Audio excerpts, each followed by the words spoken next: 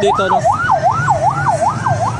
Ito po yung rally, no, ng bagong alyansa ng Pilipinas, PBBM, at mga senatorial candidate po nila.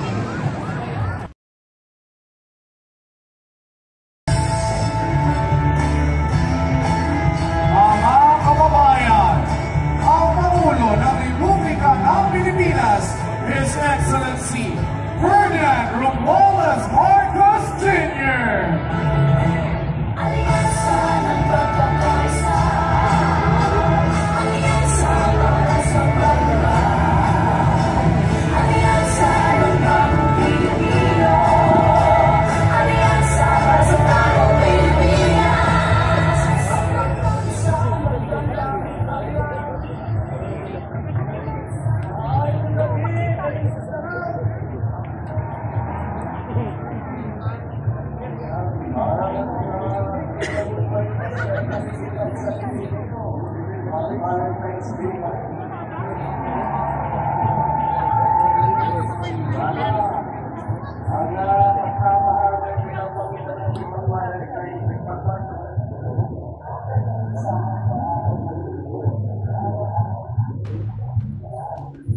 Yung puro pangako,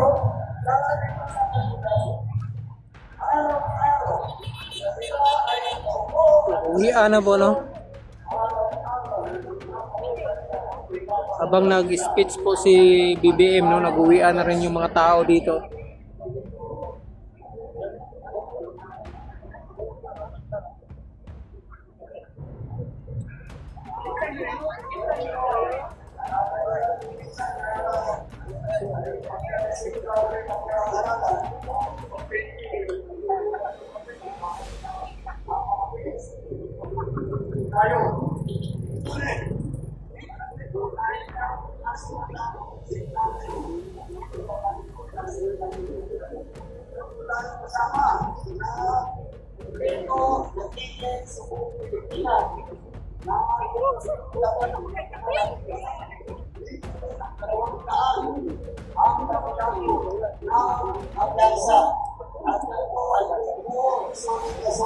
Kaya kagaya po ng ating mga kandidato para sa senador. Bakit ang ibang magsasama ay hindi makapakuho ng mga kandidato? Dahil ito, ang kanilang iniisip na ba? Ano pa paano sila magpapalitan ng sarili? Ang maraming koleksyon. Kaya po ang tawag sa amin ng alyansa. Dahil meron kami paniniwala na lahat ng pinag-uwi para sa lalo na ang mga opisan na magiging senador, lalo na ang mga nakapagpapit sa taas na nasa mataas ng opisina. Alam niyo po, minsan nakikita natin ang ibang partido. Hindi sila nangungulad sila sa sila. Dahil na magkakakita, ang laki na magkakasa,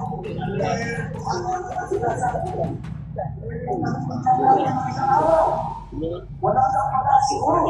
Wala silang pag-asa. Kaya mamatay na lang sila yung labing panasito. Ay,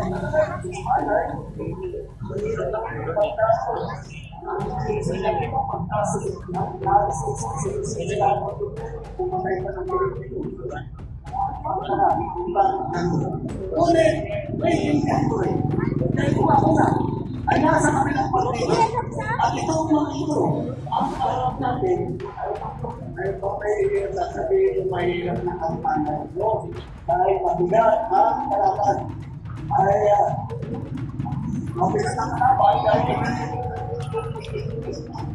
isa napakatintan po ng mga record nila, napakaganda ng kanila mga nagintag po diba?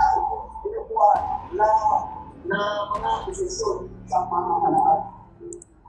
Dapat naman, kaya isa-isa sila pinagsama-sama natin sila lahat. Ay talagang nakakagulat na ang kanilang. Dito po sa tigil na alyansa, Wala po, naging senator na. Kaya ano yung pumili sila po, Senator Cayetano, Senator Lacson, Senator Lapi, Senator Marcos, Senator Pacquiao, Senator Villa, Senator Soto, Senator Tolentino. Ito mga nakaharapin sa inyo. Sila ay sabihin na sanay na kapag upo nila, kapag nakakapag sila sa kanilang posisyon, hindi natin sila. Dito po ito no sa Carmen, Davao del Norte po no. Ang bagong Pilipinas Alyansa. BBM po ito no. Rally nila dito. Tapos pa ng lang sa business. At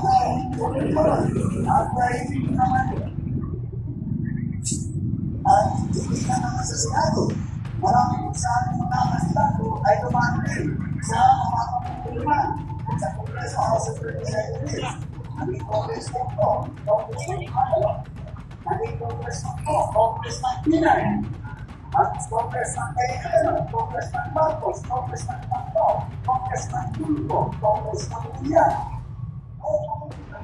Asa-asa na ating mga kandidato sa Congress ng Pula.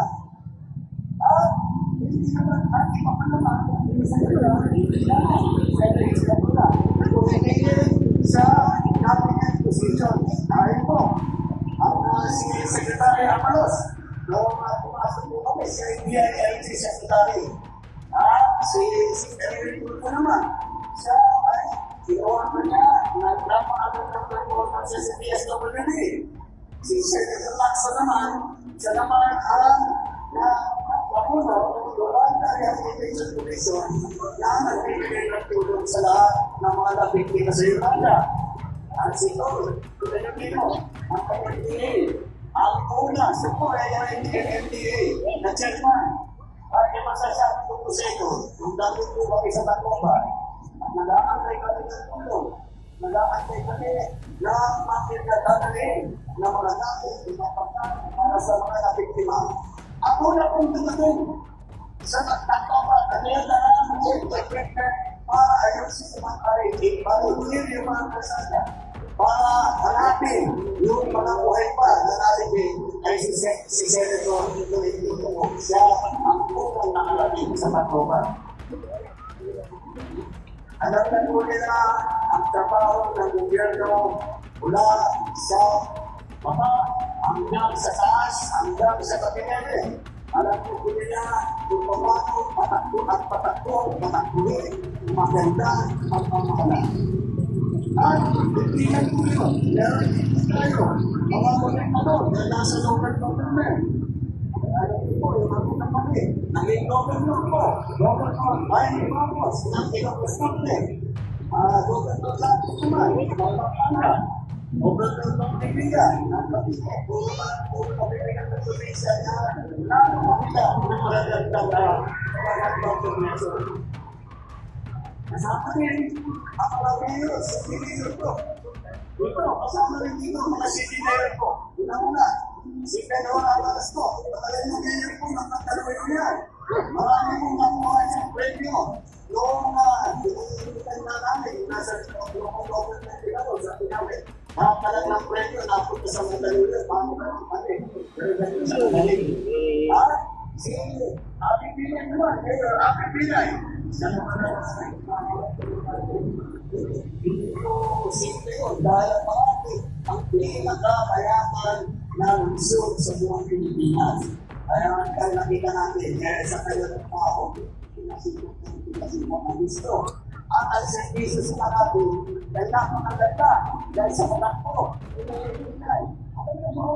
halos lahat, para sa mga namaganda, para sa lahat ng isa at saka pag umabot na ng ang so yung kapatid ang naman nakita ko na bigla ko maganda ang patakbo ng ating mga kandidato dito. Mga kandidato ang boses ng kapalitan. Dahil sa kandidato natin ay babae na hindi lang na si Day Pagkumakas ay maasahan. Ito, nilalang ko sila lahat. Lahat po sila ay napakatapang, ay dapat napansin sila to, ay masigasig, ay maglalaban ang mga ng ating mga kapamilya, ang pangkaroon ng mga saboses sa Senado para sa kamapalian. Pagdating naman, sa sinabi namin ng galing, ay iba-ibang pagkagamit para sa Pilipinas. Anak ng nila, yung nila. Anak ng nila, yung Pilipinas. Ito yun. Ay, tingnan mo natin, tingnan mo na. Pagdating naman, maling pagkilo. Ang maling pagkilo sa namin, siyensya. Tingnan mo ito. Ay, dumami sa tamang, sa tamang,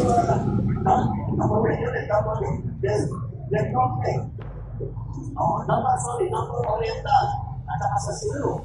Yung sa pag-disclaimer yung pinagkama, naging nagpakita ng kamayanihan. Ang unang episode ko, ang unang episode ko, ay gano'n ko mag-isip ko. Kaya kapamagin yun, ang ating Senate President, ay sabihin ko ay mag-isip ko. Ang ating ko ay ang nanay ko namin, waray-waray. At ang mga hinuno ay kaming bilya, ay galing naman na sila naman ay galing hindi, mayroong gulo. Kaya nakita ko, hindi lang magaling ang ating mga kandidato sa kanilang pamahaw. Ang sila ng pamahan, kung hindi na unawa nila at nalalaman nila ang hinihilig at pinakailangan ang bayan kahit sa buong Pilipinas, hindi lamang doon sa mga lugar at pinanggaling nila. Alam ko, mas mahalaga pa na. Hindi na bukod pa sa kanilang galing. Bukod pa sa kanilang galing. Ay ipapagin natin na sila ay walang kahit ng dugo ng mga pinatay na libo-libong Pilipino ng extrajudicial killing. Wala ko sila kilala nila sa mga kanilang natin. Wala sa kanila ang kasapot sa pagkakasa. Ang pinagsamantalaan ang pagkakasa. Pero, pinabayaan nila na yung ating mga kababayan ay magkasalit at kapatay. Maraming sa kanila ang siksik sa China na natuwan-tuwa sa Pilipino. Ang patay ang ating mga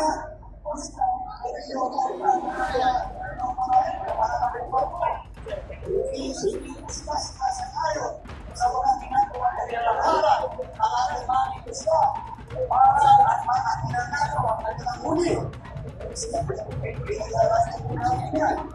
Wala sa kanila nagtatagoy ang sentro ng pagpapas ang pastana ng mga kapapalihan. Wala po sa kanilang pinanaman yung paniwanang itono na lahat ang daming problema pinigay sa atin at tapos sinaktan ng mga ating nalalaman. Tayo ngayon ay sa ating pinigyan po natin kung saan ang pinuluan. Yan po ang talaga itong eleksyon po ito. Mahalaga ang eleksyon ito dahil sa eleksyon ito. Sa pagpumoto nito, mamimili ko ngayon kung tayo ba ay babalik. Kung tayo ba ay babalik sa panahon ng gusto ng ating mga liderato ay ang Pilipinas magiging probinsya na ng China. Sana naman hindi namin tayo babalik sa nagaraan ay inuugaw ang ating bayan bilang sularan ng pagkakayuhan. Sana naman huwag tayo babalik sa nagtas ng maabal ng buhay ng mga inisiping panamata na inagawan ng pinatubasan dahil sa kanilang pagpapalay. Hindi na tayo pwede ganun magtawag papayag na bumalik ang Pilipinas sa panahon ng dilim. Huwag tayong papayag na ang Pilipinas ay babalik sa panahon ng dilim. Ito po ang ating pagkakataon nadalhin ang Pilipinas sa magandang ika. Itong ating pagkakataon na maglalay po tayo ng ating pamilya. Kasi na, madalhin ang Pilipinas ay mas maganda iwasan. Ang isang Pilipinas na progresibo. Ang isang Pilipinas na may malasakit para sa isa't isa. Sa Pilipinas na lahat ng Pilipino po ay nakumbisi sabay-sabay tulong sa isang mas maliwanag, mas maganda at mas mapayapang kinabukasan. Yan po sa Senado. Ito po, mabuhay ang alyansa ng bagong Pilipinas!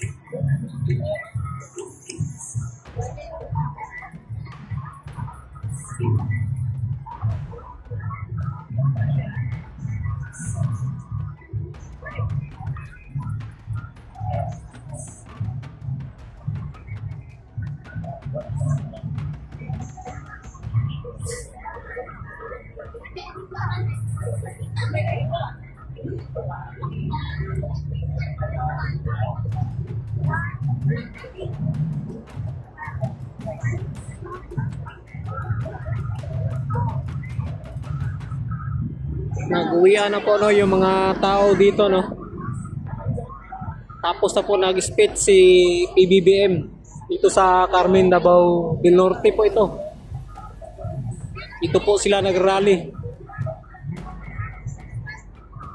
Makikita natin no na marami ding tao dito no.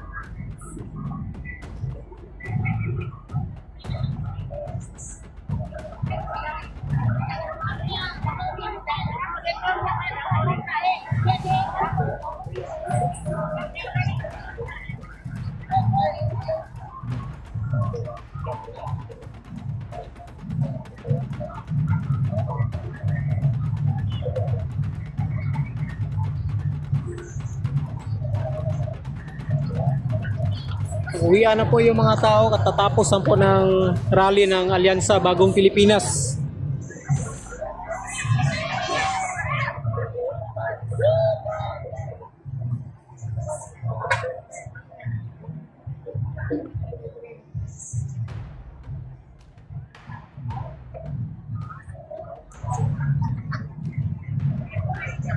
Guys, pauwi na po yung mga tao no, palabas na po at marami pa dun sa loob.